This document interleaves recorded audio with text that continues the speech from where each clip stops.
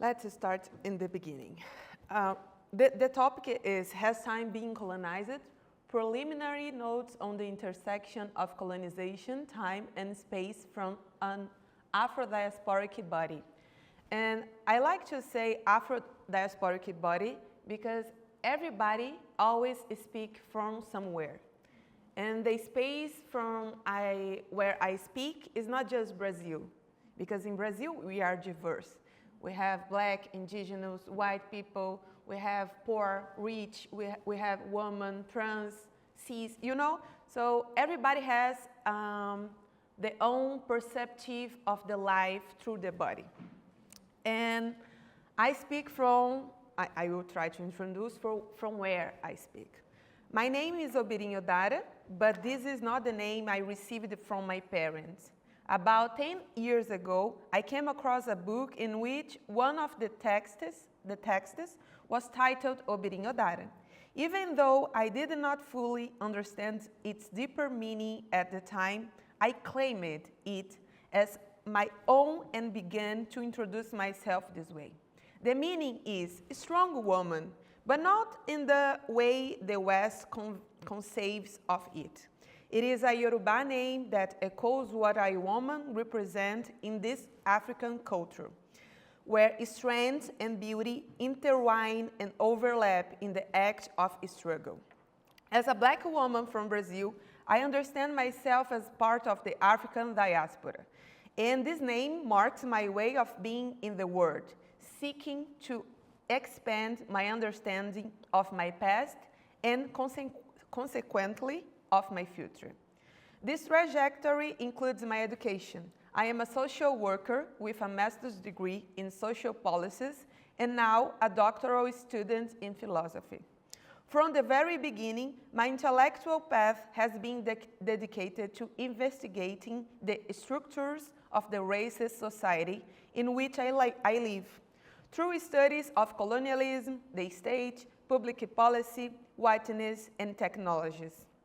This is how I arrived at the theme of time, because in the continuous inquiry into what shapes black diasporic experience, understanding space alone wasn't enough.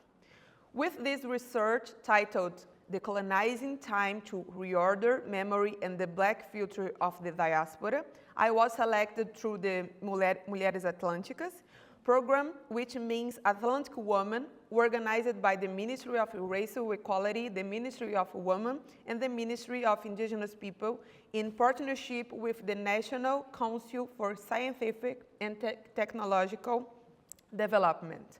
That's why I am here since January as a visiting researcher to invest 9 months in my research at UCR. And thank you, Jax Leshap, for receiving me and be with me here. This is my last day here. Oh, I know. And it is from this crossing and from many others I have not mentioned that I produce my research and place myself here to share with you. In my presentation, you will hear my accent, my ideas, my studies, my longings, and everything that would certainly be more easily expressed in Portuguese. I reaffirm here my hope that we may displace one another in order to think of knowledge in the emancipatory way it ought to be. My English reveals that I am foreigner. But I hope my research transcends the limits of the language and allows us to have fruitful reflections together. Oh, that's me, young, and I really like this picture because since I was a kid, I always try to understand the world making questions. And when we become adults, colonized, we have a great behavior, we learn how, what we can ask, and more important, what is the answers more value for our questions about the world. These are images just showing a little of the way I found in Brazil to share my research with different publics in different places. I believe in the power of words, and they are my instrument for social transformation. Here, just a little abstract of my research. My hypothesis is that the time itself has been colonized. So for me, it's not a question, but it's good to start the conversation with questions with adults, because we have so many certain knowledges. So I really believe the power of the questions. Drawing from African and Afro-diasporic perspectives, I propose that the organization of modern society through productivity, accumulation, and linear notions of progress produces unequal access to time and spacing, shaping which lives and temporalities become inhabitable and which are disposable. The investigation unfolds in three movements. First, turning to the body as a site of experience, movements are regulated, individual agency is controlled, desires and imaginations are constrained, and both past and future are subjected to disciplinary regimes. Second, questioning institutional memory and how imperialist narratives define temporal and spatial regimes. Third, examining community practice that resists the commodification of life, recovering temporalities based on care, continuity, and ancestral legacy. The seminar invites you to consider how rethinking time and space beyond colonial logics can open up possibilities for living differently. And the purpose of this seminar is examine how time, often treated as an objective and abstract neutral dimension, is in fact deeply shaped by the spatial, historical, and political dimensions of modernity, and also reflect on the intersection between race, community, and African philosophies in the production of backspaces as a possibility of experiencing other non-linear temporalities. And so to start, I would like that you guys could write something or draw something when you listen or see the word time. What do you feel? What do you think? What comes through your mind when you look at this word? Can you help me, Professor? Yeah, I can give you this too.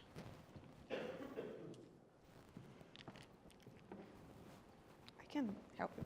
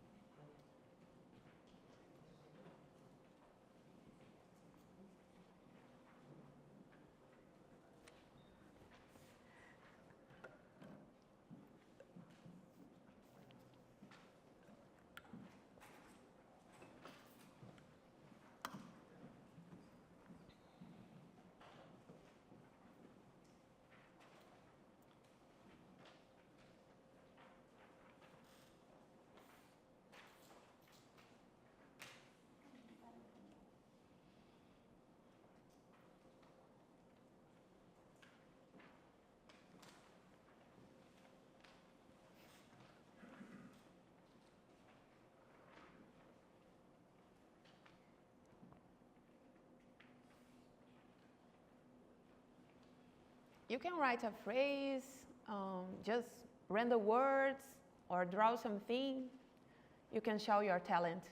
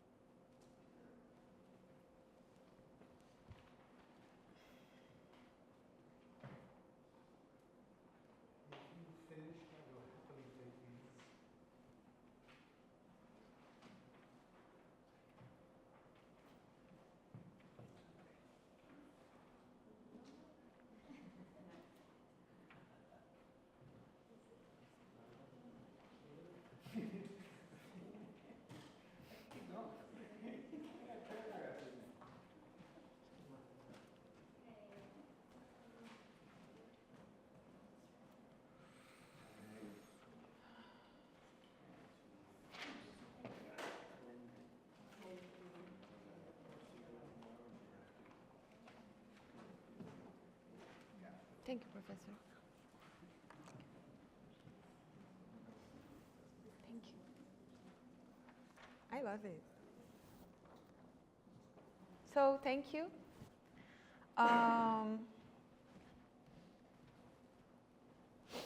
What we are doing here, this, is part of a practice common to all peoples around the world, to feel, to imagine, and to translate, whether in words, drawing, music, sounds, and beyond.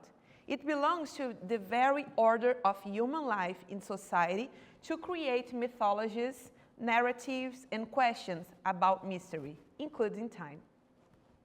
Many fields of knowledge, especially physics and philosophy, have tried to decipher and define time. Yet there is neither a universal nor irrefutable consensus because time continues to escape definitions and to present itself as mystery. What we will do here, then, is another attempt to understand time and how we relate to it from its social dimension. When we think about time, three universal images usually come to our mind: the clock, the Gregorian calendar, and the timeline. An arrow that always moves forward. By social form, I mean the way a mystery like time, something we cannot fully grasp, is translated into concrete images that we all learn to share. 12 months, 365 days, 7 days a week. Time becomes standardized, miserable, and predictable. But these are not neutral images. They are what Foucault would call regimes of truth. Knowledge produced to guide how society should imagine and understand something. In this case, how we imagine time and how we should live it. These hegemonic notions of time are socially constructed and aligned with the interests of dominant groups. So, if we imagine time as a clock, it's not coincidence that in a capitalist society, time is used as a tool for productivity and control. Deadlines, schedules, and the pressure of time running fast, all of this is tied to the clock and the arrow of progress. And that shapes not only how we work, but also how we experience life itself. So when we see time just only through the lens of the clock, the calendar, and the timeline, we are not just measuring time. We are producing a very specific way of living time, one tied to productivity, accumulation, and control. But this is not the only way to systematize time in order to organize life. Many non-Western cultures imagine and experience time differently. They situate themselves in relation to the sun and the moon, to rainfall, to the stars, to the cycles of fruits and vegetables. In other words, time is read in dynamic, living, organic elements. It's important to stress, the issue is not whether we systematize time. We all do. The real question is, what meanings do we give to that systematization, and how does it shape the way we live?